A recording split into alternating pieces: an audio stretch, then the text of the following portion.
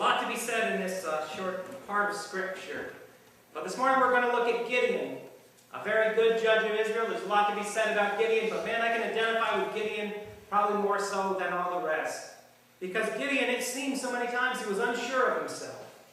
He had a lot of fallbacks, and he had to ask God, well, I need to know for sure. Didn't you ever feel like that? I didn't know for sure, God. Show me a sign that this is the right thing to do.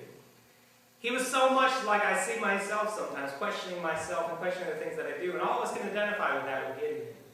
So what I've entitled these lessons about Gideon is the lessons learned by Gideon the Great. He was a great judge, but he had a lot to learn, just like we do. This first lesson is this: getting rid of false gods. Getting rid of false gods. How do we get rid of false gods? The angel of the Lord came to Gideon and told him that he needed to get rid of these false gods. And he needed to take away the oppression from the Midianites for the children of Israel. And he told him exactly how to do it. I wrote this morning because we think in our society that there's not many false gods out there, right? You don't see many people worshiping idols or building idols. We don't have an idol shop down the road. But idols can be a lot more things than just a simple statue. I know that the Buddhists, they worship statues, and the Hindus really do too. They have all kinds of things that they worship. But idols can be several different things. I want you to think about this because this is a very important thing, not to worship idols and to get rid of things that take the place of God or get in the way of God's position in our lives. That's what an idol is. It's so important to God that we get rid of idols and get rid of things that get in the way of our relationship with Him, that the first two commandments have to do with that, right? First commandment is what? Thou shalt have no other gods before me, he says. And thou shalt not make unto thee any graven images, is what he says secondly. Two of the first two commandments are about this very topic. So it's an important thing to remember, an important thing to think about. Idols in our lives. We all have them, whether we think so or not. Things that get in the way of our relationship with God. Things that take His place in our lives. So this morning we're going to look at this lesson learned by Gideon the Great about getting rid of false gods. How do we get rid of the false gods or the idols that are in our lives? The first thing we must do, first we'll look at verse 15. It says this: And he said to him, O my Lord, wherewith shall I save Israel? Behold, my family is poor in Manasseh, and I am the least in my father's house. I want us to look at this. And again, this situation is like it was before with all the other judges. Israel did what? They sinned in the eyes of the Lord. They turned away from God. And then what happens? The Midianites and the Amalekites and all, they came against them. This time they were burning all their crops. They said they came in with all their camels that you couldn't even number. They would burn their crops. They left them desolate. So then what did Israel do, of course? What do they always do? They cry unto God. We as Americans are the same way. Did you know that? When 9/11 happened, what happened? Everybody was in churches. Everybody was praying. But when things are good, what happens? People turn away from God. So I want you to see this again, the same situation. They sinned against God, then things got bad, then they cried unto the Lord. So the angel of the Lord found a man named Gideon. And what was Gideon doing at this time? He was threshing wheat, right? I believe that's when you throw it up in. Anybody ever do that before? Thresh the wheat? I don't know if they do that anymore. They throw it up in the air, and what, the good parts fall and the bad parts fly away. I don't know how that works, but anyway. Well, where was he doing it? Either in a wine press or behind a wine press. The big barrel things are either inside of it, so they couldn't see him doing it. Because the Midianites, if they saw him threshing the wheat, they'd come and they'd destroy it. So he was hiding from them. And here the angel of the Lord sat underneath an oak tree. And he talked to Gideon, okay? And he told him, you're a mighty man of valor, you're going to do a lot, you're going to save your people from the Midianites. But what did Gideon say?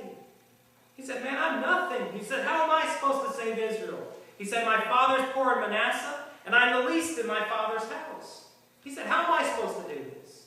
That's the first step in getting rid of false gods. Getting rid of idols in our lives and in our country is this: get over ourselves, first of all.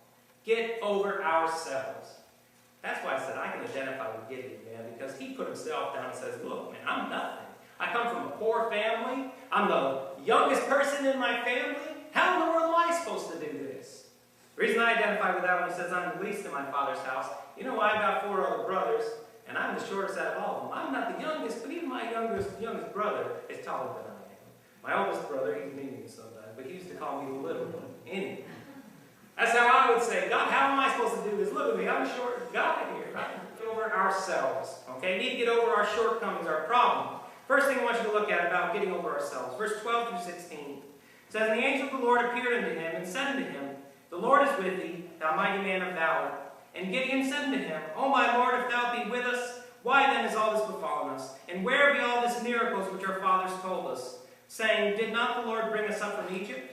But now the Lord hath forsaken us, and delivered us into the hands of the Midianites. And the Lord looked upon him, and said, Go in this thy might, and thou shalt save Israel from the hand of the Midianites. Have not I sent thee?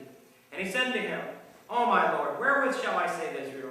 Behold, my father is poor in Manasseh, and I am the least in my father's house. And the Lord said unto him, Surely I will be with thee, and thou shalt smite the Midianites as one man." First of all, in order to get rid of false gods, get rid of idols, we need to get over ourselves. Get rid of our own idols, our own shortcomings, our own problems. First thing, get over our insecurities. Okay, our insecurities. How many of you feel insecure sometimes about yourself? In lots of situations, just as Gideon did. That's why I say, man, I can identify with him. Because here, God gives him a task. God says, man, you're a mighty man of valor, he says. That's how he greets him. Gideon, thou mighty man of valor. He knew that he had might within him that he didn't even know about. He told him, take this thy might and go and strike down the Midianites. He told him again. And even then, he says, man, but I'm the least of my household. I am a poor man. And again, as he says here, when the angel said, you're going to take care of the Midianites, he says, how can you say that? Here we are in this fix. Here we are in this problem. God's promised us and said, somebody's going to deliver you from your problems, right? God sent us out of Egypt, and God sent this prophet beforehand and says he's going to take care of us now. Well, how come God hasn't done it? Gideon was so insecure, he never stopped to think that, hey, that somebody is you. He was so insecure about himself that he didn't even think God could use him. How many of you feel like that sometimes? That can be an idol, you know that? That can be a false god. When you put yourself down and God thinks more of you, that's my problem, by the way. We need to get over ourselves. Ourselves can be an idol. Our insecurities can be an idol in our life that keep us from having the relationship and doing the things for God that we're supposed to do. I am insecure like Gideon. And I question God and say, man, I'm the littlest of all my brothers. How in the world am I supposed to do something? Get over ourselves if we want to get rid of idols. He thought God had forsaken him because he hadn't sent someone to do the job, but he didn't think it was him. He was the person who was supposed to do it. He thought of himself too little. He thought his tribe was the least, and he second-guessed himself when God told him he was to do the job. First thing, getting rid of false gods is get over ourselves, get over our insecurities. What are you insecure about in your life? God's given us the ability, God gives us his power to do what we need to do. If God tells you to do it, don't think, man, I can't do it, because with God, all things are possible. Get over our insecurities. What else do we need to get over? Verse 17 and 18, and then verse 27. And he said to him, If now I have found grace in thy sight, then show me a sign that thou talkest with me. Depart not hence, I pray thee, until I come unto thee. And bring forth my present, and set it before thee. And he said, I will tarry until thou come again. And then verse 27. It says, Then Gideon took 10 men of his servants, and did as the Lord had said unto him. And so it was because he feared his father's household, and the men of the city, that he could not do it by day, and that he did it by night.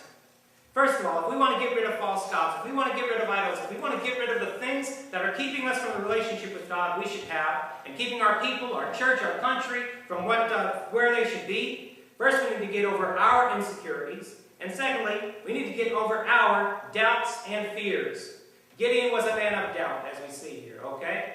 He asked God for a sign here, and next week he'll ask God for another sign, just to make sure. Because he's doubting, man, are you sure this is what you're going to do, God? Are you sure you're an angel of the Lord? How many of you been like that before?